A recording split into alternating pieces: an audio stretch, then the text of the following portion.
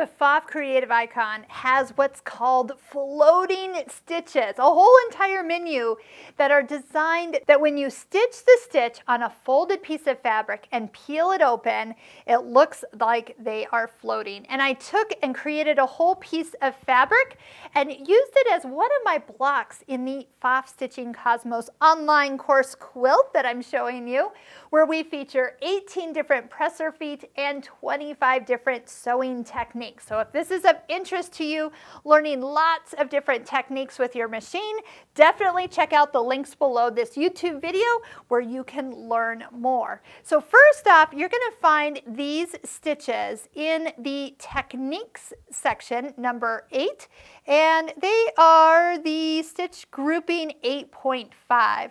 So you can kind of see that they're kind of separated by the different options here.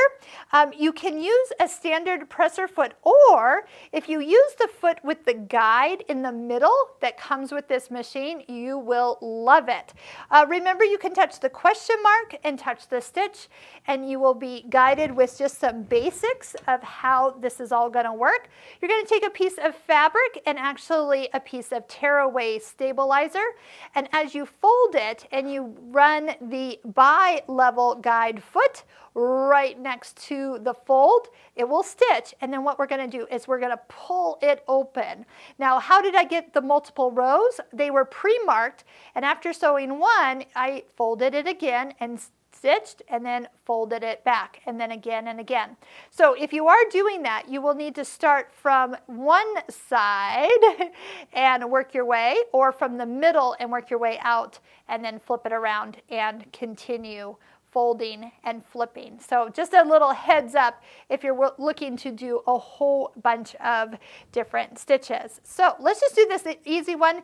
It's a great way to even do a hem or add lace onto the edge of a garment where you're just going to be stitching.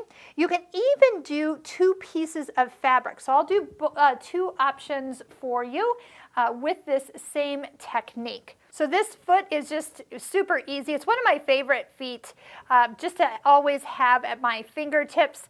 As I go to sew, I'm always wanting to go straight, and that guide is my best friend. So if I'm going to go ahead and lower this down, I'm going to hug the fold right up against the blade. Let's just use the start-stop button to stitch all the way down here.